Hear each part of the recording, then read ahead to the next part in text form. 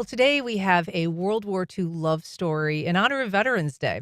Author Larry Schnell's new book, A Sailor's Song Lost Love Letters of World War II, tells the true story of a couple who sent love letters during wartime via a secret code. Joining us via video from his book tour is Larry Schnell. Larry, thanks so much for joining us.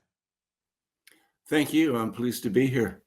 So we should say, Larry, the couple that you write about in this book were your parents.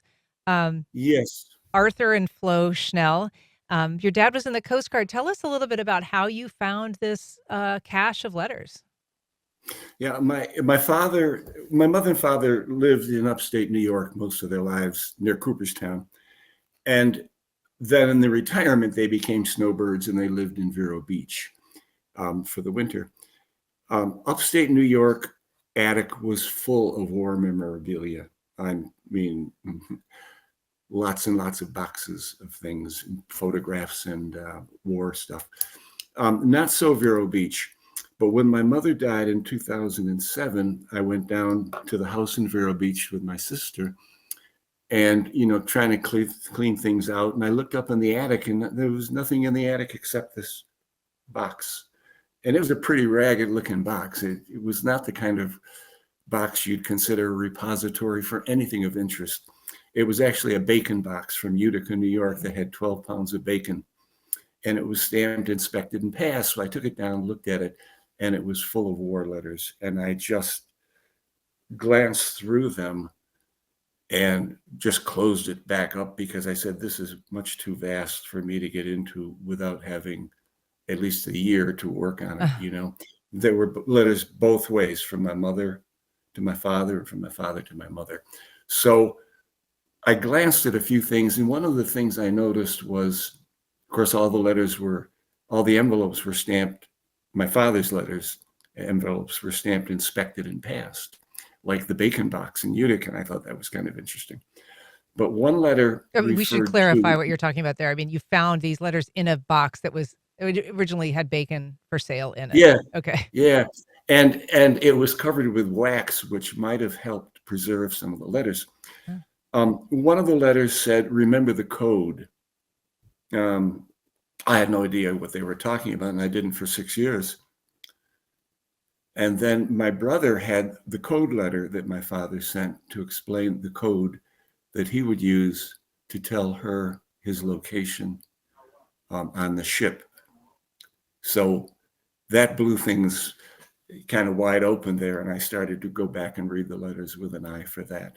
And so you had this pile of letters, and your father was in the Coast Guard. He was serving obviously during World War II. He was a musician, and his Yes. role in the war was different than some because of that, role that he played. And I want to talk about that, and I want to talk about the role of music in a minute. But just tell us a little bit about your parents, about their relationship, about at what point your father went to war after their marriage. hmm my father was from Rochester. My mother was originally from the Bronx, but both were musicians and both ended up at Ithaca College. And that's where they met. And after graduation, they got married. They both played trombone, and they were both looking at a lifetime of music as a career. So my father enlisted in the Coast Guard in 1943, and he enlisted as a musician. He was based at the Manhattan Beach training station in New York. And they used music very, very appropriately for bond rallies. They played for ship commissionings. They played on bass. They played for the Mutual radio broadcast. But my father and most of the musicians he played with, and in fact, I guess we'll get into this, much of the American public, the music they loved was dance music, romance, the slush of the big bands. That was their passion. They weren't real keen on the patriotic music that they were required to play. But anyway, And, there. and that So is, that's my time.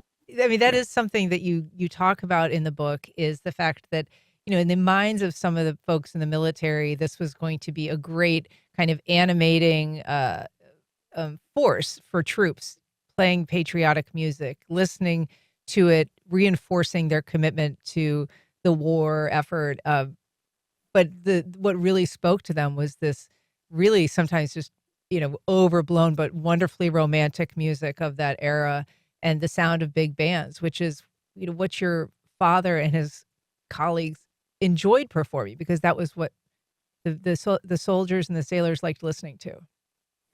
Yes. And if you look at the popular music of during the war, one of my sources said that only 27 war-themed musical pieces, ever reached the top of the charts, and they didn't last very long. 27 war-themed music is not very much. There never was apparently a defining song in World War II. Yeah. Music, the slush and the romance really dominated the scene. And letters were a part of the experience of these sailors on these ships. Your father received more than most, and in fact, some of the other uh, sailors on the ship would comment about the fact that he was in such communication with his wife that it either gave them pause about their own relationship or just spoke to how true and faithful theirs was. So this was a very constant back and forth that they had. Tell us a little bit more about the code that your father created when he was communicating with your mom and why he would have wanted to have some code in these letters that were so heavily censored. The code that I finally learned about 6 years after seeing the letters was that if he started a letter with the introduction, "Dear Darling," then the first letter of the second word of each sentence would spell out the location where he was. And I think there are probably 8 or 9, maybe 10 letters that did that. So I thought it was kind of cool to trace the path of the ships in 4 voyages. But actually, it was pretty sketchy because it only happened in a few places. So with the National Archives and the ship's logs and things that I obtained down in Washington, I could trace where the ships went, and then I could put the Dear Darling letters into perspective as to where he was. But it's a good question. Why would they do that? Like, what is the point? What do you get out of it? Why do you need to know where that person is? I'm not sure it was as much from my father it was from my mother. It gave her a sense of where he was. It just gave her a sense that he was still there. And beyond that, I'm not really sure. I wish that I had known about these letters when she was alive, because I would have asked her. Yeah. And But I didn't. you would have asked her, but we should say, in addition to your work as an author, you're a former journalism professor at the University of Florida. You're a former reporter at the Florida Times-Union here in Jacksonville. So inquiry is your line of work, or was for a number of years. Um, will you talk a little bit about the music that was on these ships? Because you talk in the book about how you feel that perhaps the commander of your father's boat, which went into many, perilous places, they were a troop ship, so they would deliver fresh troops. They would pick up troops that had been some really grueling, difficult places and experiences. What role did the commander and ultimately kind of your father and the band feel that they played for those soldiers? Yeah, the USS Greeley was commanded by George W. Stedman Jr., and he was a prodigy cruise ship captain. He did 19 circumnavigations before the war. When the war started, he enlisted in the Coast Guard, and he had this band organized to play on the ship before the ship was even commissioned because he wanted the band. So of course, when the band members were transferred from New York to San Francisco, about a dozen of them from the Manhattan Beach Band, they didn't know what was going to happen. They had no idea what they were going to do. They didn't know if they were going to play music. They hoped they would.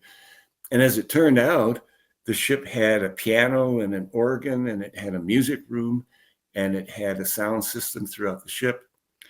And the bands played on deck every day, weather permitting. A big military band played in the afternoon, and the dance band played at night, and the troops surrounded them and listened. And of course, troops going both ways. The troops going to the Pacific were obviously preparing for the invasion of Japan, and that was not going to be a pretty picture. These were kids. They were nervous. They had no experience with battle. They really were not. They really didn't know what they were going to have. So, and that led to anxieties of all sorts. Commander Stedman believed that the music would assuage their concerns and ease their anxieties and give them some joy for a moment, because the trips were beautiful. If you didn't have to worry about torpedoes, it would be just a beautiful travel trip. Coming back from 3 voyages to India, they brought back some of the troops that were just brutally damaged by war. They brought back Merrill's Marauders, for example, and who had just seen devastation and disease and death in the jungles. And my father told me when I was a kid that they were very unmanageable. I mean, some of them were incoherent. And Commander Stedman may very well have been one of the very early promoters of music therapy as a therapy for post-traumatic stress disorders. Well, Larry, we're hearing the music there because we're going to have to leave it. Larry Schnell, thank you so much for being with us today.